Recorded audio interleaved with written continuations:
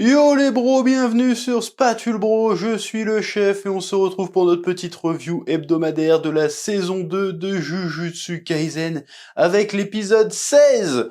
À moins que ce soit le 17, j'ai un peu perdu le compte. En tout cas, mais c'est quoi ce poulet? On va en parler parce que là j'ai pris une bifle dans la tronche, j'étais pas prêt une fois de plus.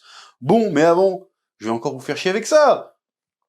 Isekai'ra, le light novel, l'isekai du futur, l'isekai ultime, est disponible en précommande depuis mardi.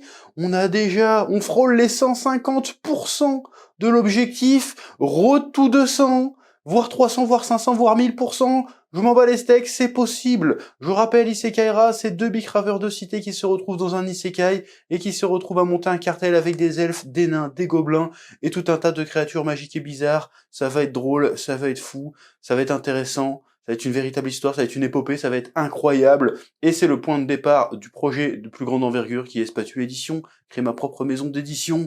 Donc, allez jeter un coup d'œil à la page de précommande, c'est dans la description. Allez voir les vidéos qui en parlent si vous êtes curieux. Et puis voilà, prenez votre petit homme pour soutenir la passion. Et oui, allez, place à la review maintenant. Oui. Bon, là on va parler de cet épisode. Encore une fois, j'étais pas prêt. Qu'est-ce qui s'est passé en fait? Qu'est-ce que c'est que ce poulet incroyable? Qu'est-ce que c'est? Mais là c'est bon, ça y est, je suis piqué, c'est bon. Cette fois, ça fait 3 revues que je le dis, mais c'est bon là. C'est bon, je suis un Jujutsu Kaisen fan. Qu'est-ce qui se passe en fait? J'étais pas prêt. J'étais pas prêt. Là, on fait des débats. Oui, New Gen, machin, bidule chouette. Non, Jujutsu Kaisen. Ah, Jujutsu Kaisen, pour moi, là, et là, avec un épisode comme ça, et depuis le début de cette seconde saison, pour faire le kikou Twitter, il peut s'asseoir à la table des Big Three, là, pour le moment, là. Je suis désolé, hein. Ah, parce que là, un épisode comme ça, j'ai pas eu un truc comme ça dans la tronche depuis je sais pas. Depuis les meilleurs épisodes de Bleach, depuis les meilleurs épisodes de One Piece, depuis les meilleurs épisodes de Naruto, ou même de DBZ. Mais j'en suis là. Qu'est-ce que c'est que ce truc d'Hunter x Hunter? Bon, Hunter x Hunter, c'est pas les Big Three, mais pour moi, c'est le Big Four. Voilà, je l'invente, ça veut rien dire ce que je viens de dire, mais pour moi, Hunter x Hunter est dans le podium. C'est quoi ça, en fait? Pour moi, il se met même à la table des Full Metal Alchemist et des trucs comme ça. Qu'est-ce que c'est que cette histoire? Mais j'étais pas prêt. Et je parle pas seulement de l'animation, je parle de l'histoire, je parle de l'intensité émotionnelle qu'il y a dedans. Mais qu'est-ce que c'est que cette adaptation? C'est incroyable, il faut absolument que je me mette au manga, c'est pas possible, en fait. Il faut que je me mette au manga. Là, ça sent le Jijikaloji ou un truc comme ça, là. Là, il faut que je m'intéresse à ça, faut qu'on en parle. Parce que là, je ne suis pas prêt. Et encore là, je suis hypé comme ça, alors que j'ai même pas toutes les clés de la mythologie et tout, parce que moi, la saison 1 à date, tu vois. Et encore une fois, j'ai lu le manga, mais j'ai lu le manga jusqu'à la saison 1, quoi. J'ai pas lu après, encore. Donc je suis pas du tout un spécialiste, j'ai pas du tout toutes les références, j'ai même pas tous les noms des personnages. On va dire que c'est un principe, hein, que je me souviens pas des noms des personnages. Mais je dis, c'est quoi cette dinguerie? Voilà. Qu'est-ce que c'est que cette histoire?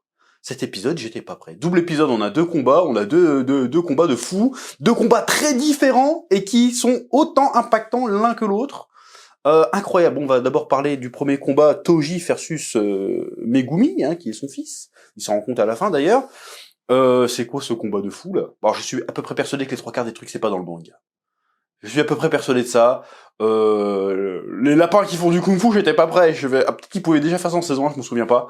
Les lapins qui l'attaquent en mode kung-fu et que lui il fait... J'ai fait oh! Qu'est-ce que c'est que ça? Les techniques de coup de fou là, quand Megumi il essaye de l'enchaîner là, c'est Matrix, Neo le gars, bam bam bam bam bam, tu fais oh! La puissance du gars, à un moment donné, les lapins, des lapins, des putains de lapins, des lapins l'attaquent, il jette son bâton en l'air là, il fait bah, je casse le par terre, je mets des petites pichenettes dans les cailloux, ça éclate tous les lapins, tu fais oh mais qu'est-ce que c'est, ça s'arrête quand? À chaque fois qu'il y a un truc trop stylé, derrière il y a un truc encore plus stylé, c'est quoi ça en fait? Le gars il se balade tout seul, il voit Megumi qui s'en va avec un oiseau, il fait attends, oh une bouche d'égout, voilà, méga shuriken de bouche d'égout, tu fais oh, vas-y je te balance un camion, qu'est-ce que c'est que cette histoire en fait? Et en fait ce que j'ai aimé dans cette, comment dirais-je, ce que j'ai aimé dans cette scène de Megumi qui s'enfuit, c'est que t'as vraiment l'impression que t'es un mec lambda, bon à part qu'il peut invoquer des conneries et des trucs comme ça, qui est face à un mec méga puissant. Et en fait comment dirais-je, la manière quand dans cet animé, t'as l'impression que c'était des mecs normaux. C'était pas de la surenchère à la DBZ. Alors il y avait de la surenchère évidemment, mais je prends l'exemple de DBZ, parce que dans DBZ quand ils se battent, en fait c'est surhumain contre surhumain, et c'est forcément on est dans le ciel, on fait des cratères, on expose des montagnes, si tu veux. Et du coup en fait, tu sais que c'est puissant, mais t'es habitué à voir ça dans Dragon Ball. Alors que dans Jujutsu Kaisen, c'est pas le cas. Donc tu vois un mec méga balèze qui arrive, qui te balance des camions sur la gueule, tu fais oh, qu'est-ce qui se passe? Et surtout, le gars se déplace plus ou moins normalement. Il est en train de marcher tranquille, habillé tranquille, comme ça. Il a pas les cheveux bariolés ou quoi que ce soit, c'est un mec a priori lambda, beau gosse et tout ce que tu veux, mais lambda. Il marche en fait, et il y a un côté violence banale mais extraordinaire. Je sais pas comment expliquer ça. Il y a un contraste entre comment il se déplace et la puissance qu'il a. Tu sens vraiment l'impact quand il marche, quand il jette un truc, tu sens vraiment l'impact. Je pense que le sound design était vachement bien fait. Tu sentais l'impact, tu sens la puissance. T'avais peur que Megumi se prenne un coup, tu vois, se prenne un coup. Et c'est très rare ça dans un animé ou même dans un manga que t'as peur qu'un perso se prenne ne serait-ce qu'un coup. Tu vois ce que je veux dire? Tu sentais que chaque coup, alors qu'il mettait juste des patates, hein, il faisait pas des gros Kamehameha ou balancer des météores comme l'autre, non, il met que juste des patates. Tu dis, oh, il se prend une, c'est fini. Tu fais, oh! Donc j'ai bien aimé, il y avait vraiment un côté de surpuissance, mais à taille humaine. Tu vois ce que je veux dire? Et du coup, c'est très impressionnant comment c'était fait. Et évidemment, nous avons évidemment la conclusion de ce combat où Megumi fait vas-y, je vais tenter de me faire planter, de l'avoir, ça foire. Et là, quand il croise le regard du gars, enfin quand Toji croise le regard de Megumi, il fait ah merde, c'est mon gamin en fait. T'as un petit flashback un petit flashback de rien du tout où il dit vas-y, il l'a vendu et puis il fait vas-y, c'est plus mon problème. Donc tu vois quelque part, il tenait à son fils quand même d'une certaine manière, à sa manière à lui. Évidemment, c'était pas un amour paternel classique. Et il fait c'est quoi ton nom de famille? Et il fait bah Fushiguro. Fait c'est pas Zénine, c'est bien. Et il se bute. Il dit même pas vas-y t'es mon fils ou quoi que ce soit. Fait non. Il fait vas-y c'est bon bah allez, j'arrête là, c'est bon. Et c'est 10 fois plus triste que s'ils avaient fait 36 000 chialades en fait. Tu vois ce que je veux dire? Ils ont pas fait 3 épisodes de flashback, ils ont pas fait un gros monologue intérieur où il fait oh je regrette machin, tu sais, on n'est pas dans Naruto. J'adore Naruto, attention, mais dans Naruto on aurait eu ça. On aurait eu giga long flashback, giga monologue intérieur, là non. C'est dans le non-dit, c'est dans l'interprétation, c'est clair, on comprend très bien ce qui se passe. On voit le Toji qui jusqu'à présent avait l'air un petit peu stoïque à n'avoir rien à péter de son fils qui fait ah, tu t'appelles quand même Fushiguro, ils t'ont pas eu les zénines. Bon, allez, une dernière petite carabistouille dans leur tronche. Ils auront pas mon fils, et moi je vais pas niquer non plus. Vas-y, hop, rideau.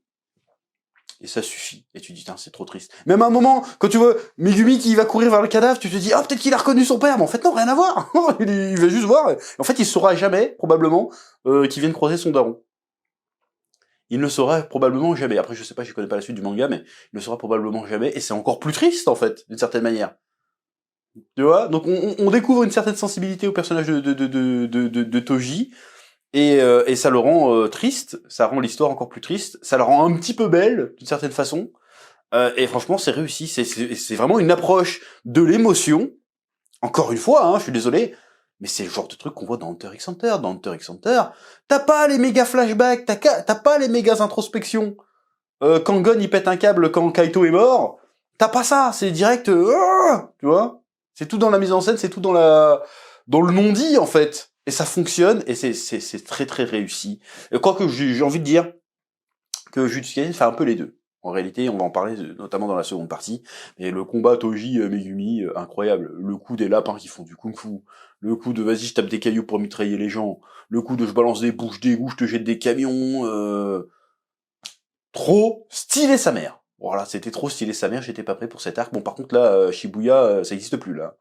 Là, ils se font démolir, les pauvres. Heureusement que c'est que des bureaux, la plupart, il me semble, parce que là, laisse tomber. Waouh, le Japon, c'est chaud, hein. Je me méfierai la prochaine fois que j'y vais. En vrai, je suis pas bien, oui. Bon. Ensuite, il y a la seconde partie, c'est le combat Jogo versus Sukuna. Là, encore une fois, on change d'échelle. On change d'échelle. Là, on est sur la limite du DBZ. Mais du DBZ, parce que quand je parle du DBZ, c'est en mode, vas-y, on vole. Parce que même, ils volent pas, mais ils volent. On vole, on fait des sauts de 500 mètres, on détruit des buildings, on te balance des Genki Dama de lave dans la tronche, on balance des Kamehameha de lave. Là, on est à une autre échelle. Et jusqu'à présent, on était un peu dans le délire. Encore une fois, c'est le même contraste. Tu vois, alors, Hunter x Hunter, encore une fois, je suis désolé, je suis chiant, mais ça ressemble beaucoup à Hunter x Hunter, dans le bon sens du terme, dans le sens noble du terme. Je dis pas que c'est une copie ou quoi que ce soit, attention. Quand je te compare à Hunter x Hunter, en général, c'est que j'estime le bordel. Voilà, la comparaison Hunter x Hunter, elle sort pas de nulle part. C'est comme quand tu compares un truc à Berserk, en général, c'est pas pour dire que, c'est pas pour dénigrer, c'est pour dire, voilà, c'est un peu dans le délire de Berserk, c'est stylé. Voilà, c'est pour ça que je dis ça. Dans Hunter x Hunter, il y avait un côté très urbain, très terre-à-terre, très occulte, puis on arrive à Chimera Ant, quoique un petit peu, on a un peu ça aussi à la fin de Your City, mais on arrive à Chimera Ant, on a Meruem Netero, et là tout d'un coup on est dans du DBZ. Tu vois, jusqu'à présent on était dans la petite technique, petite stratégie, et puis après c'est full destruction, surhumain, DBZ/Saint Seiya, c'est n'importe quoi le niveau de puissance, tu vois. On ne savait pas que ces niveaux de puissance existaient dans cet univers avant ce combat. Là c'est pareil. Là on est dans le même délire. Alors évidemment les enjeux, les trucs sont très différents, le contexte est très différent, mais en termes de représentation de la puissance, on est là. Jusqu'à présent, dans cette saison, on se battait tranquillement dans des bouches de métro, en mode vas-y, technique, stratégie, je te nique. Là maintenant c'est bon, c'est fini. Non, il n'y a plus de stratégie là. Kamehameha, on détruit des buildings, on détruit des quartiers, on fait fondre la rue, on s'en bat les steaks. Là, il y a eu un combat à l'échelle Dragon Ballesque, à l'échelle titanesque. Qu'est-ce qui s'est passé? J'ai pas compris. J'ai fait ah d'accord. Ah mais moi on m'avait pas dit moi, j'étais pas prêt, c'est ça Jujutsu Kaisen en fait, ça détruit des immeubles au calme. Et le Sukuna il fait tout ça, d'accord. Et le Gojo il est censé le prendre lui. Tu dis ah d'accord. On n'a pas compris en fait.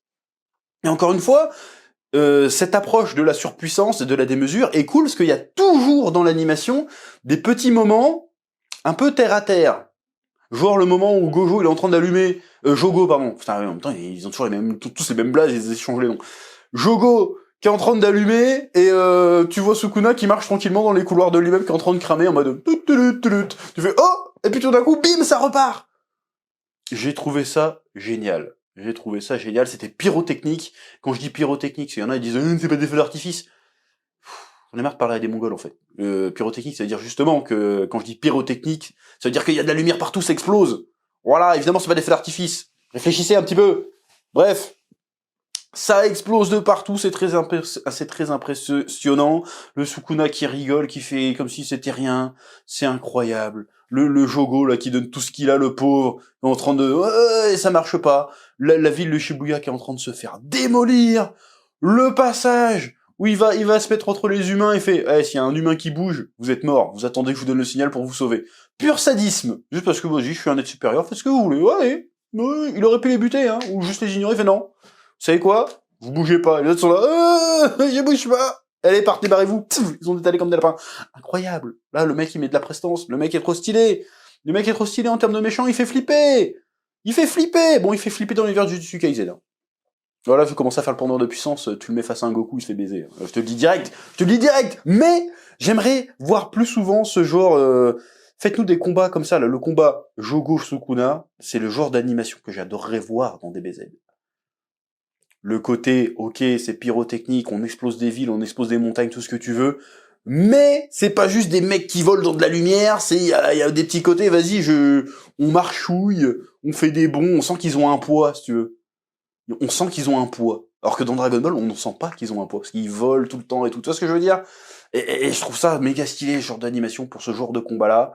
Et franchement, c'était incroyable, de la tension et tout. Et le truc que j'ai kiffé, c'est qu'on n'a pas vu l'attaque finale. Et ça, c'est un peu original comme approche. C'est-à-dire que la plupart du temps, dans les shonen du genre, peu importe le combat, quand il y a l'attaque finale, on voit l'attaque finale, on voit la défaite. Là, non. Là, on nous tease le méga combat, on nous tease la méga attaque, transition, l'au-delà, on voit celui qui a perdu. On voit pas la dernière attaque en mode « Impossible lui ah !» Non, on voit pas ça. C'est juste, hop, on coupe, il a perdu. Il est là, il voit ses deux potes, il fait « Ouais, j'espère que quand on se réincarnera, on se retrouvera, j'ai hâte de voir nos retrouvailles. Parce que finalement, c'était nous les vrais humains. » Et Sukuna qui apparaît dans l'au-delà, on sait pas comment il fait, bref, et il arrive, il fait « Ah ouais, du coup, tu voulais être un humain et tout. » Et en fait, c'est ça ton problème, c'est que t'as trop cherché à avoir la reconnaissance des autres, et pas seulement à accomplir ton objectif, parce que t'aurais pu tout cramer juste pour atteindre ton objectif, t'aurais pu te lâcher complètement, et peut-être que t'aurais atteint le niveau de Satoru Gojo, mais seulement tu t'es trop retenu parce que t'étais trop préoccupé un petit peu comment dirais-je, de convaincre les gens, d'être estimé par les autres. Donc Sukuna, il lui balance des scuds dans la tronche, mais en même temps, il lui fait, en tout cas, ça faisait longtemps que je m'étais pas autant amusé, parce que c'est pas tout à fait ce qu'il dit, mais il dit, je me suis quand même un peu amusé avec toi, c'est un des meilleurs combats que j'ai fait depuis l'époque d'il y a 1000 ans, que ça soit contre des fléaux ou des exorcistes. Et il fait franchement félicitations, tu es fort. Et qu'est-ce qu'il fait l'autre? Il se met à chialer parce que Sukuna il le bute, il le respecte finalement, il balance des scuds et genre t'es vraiment une merde, mais je te respecte quand même parce que tu m'as un peu diverti. Tu es fort et en même temps il lui dit voilà, je te reconnais moi le plus fort parmi les plus forts. je te reconnais, donc tu as quelque part ce que tu as toujours voulu, tu as été reconnu, quelqu'un a reconnu ta valeur. Et du coup, il se met à chialer, et il lui dit, mais qu'est-ce qui m'arrive? Il fait, je sais pas, ça m'est jamais arrivé. Oh, le gars. Et le flow, il est où, quoi? Il est où, il s'arrête où le style, en fait, à un moment donné? Oui, ça s'arrête. Je comprends pas, en fait. C'est trop stylé. C'est trop stylé. Il fait, ah, moi, j'ai jamais chialé. Et il fait, bon, je dis pas que c'est trop stylé de pas jamais chialer, mais le flex, c'est incroyable. Il fait, non, mais je sais pas c'est quoi chialer, moi. Je suis pas un fragile. Vas-y. Et puis après, transition, et tu vois qu'en fait, il est en train d'agoniser. Il est mort, même. C'est génial, cette approche du finish move est super originale. J'ai trouvé ça, j'ai fait, putain, l'idée est cool, l'idée est géniale. On voit pas le finish move, on voit juste la conséquence. Et du coup, en fait, ça multiplie l'impact du finish move, parce qu'en fait, on le voit pas, on peut que l'imaginer. Et quand tu dois l'imaginer, ça a beaucoup plus d'impact que de le voir, en fait. Et j'ai trouvé ça, encore une fois, génial. Et une scène qui était censée être ultra badass, machin, en fait, on se trouve, ça devient une scène pleine de compassion, pleine d'émotion, face à un méchant, en fait. Un antagoniste, en tout cas, incroyable. Voilà, donc cet épisode était stylé. Bon, je vais pas parler de Megumi qui se fait slasher juste derrière après que son père soit mort. Ça aussi, c'est assez intéressant. J'ai hâte de voir où ça va aller. Bon, on apprend vite fait que Nanami... Non, Anami, c'était le fléau. Comment il s'appelait? Si, Nanami. Non, c'est Anami le fléau et Nanami. Apparemment, Nanami n'est pas mort. C'est ce qu'on nous a dit. Et la meuf non plus. Maki, non, je sais plus. Si, je crois que c'est Maki. Miki n'est pas morte non plus, apparemment. Si j'ai bien compris. Bon, après, je savais que Nanami était pas mort parce que les réseaux sociaux m'ont allègrement spoilé, n'est-ce pas? Mais quand même, ça fait plaisir. Voilà, donc qu'est-ce que c'est que cet arc de Shibuya? C'est incroyable. Voilà, au début, on croyait que ça allait être une petite mission tranquille, il faut sauver Satoru Gojo dans les bouches du métro. En fait, non, le quartier, il est finito. Là, ils ont tout cramé. Mais là, on voyait BFM TV dans le vrai monde, mais ça serait incroyable. Pas dans le sens trop bien, dans le sens, c'est quoi cette dinguerie? Qu'est-ce qui se passe? Là, moi, je pensais que les fléaux, c'était en mode, vas-y, c'est des spectres, des machins. Non, non, en fait, t'as des Super Saiyans qui se baladent tranquillement sur Terre et qui sont capables de tout détruire. Truc de fou. Bon, pareil, après, le pouvoir de Sukuna. Alors, apparemment, c'était censé, son sort inné, c'était censé être de couper, disloquer des trucs. Et tout d'un coup, il se met à faire des flammes.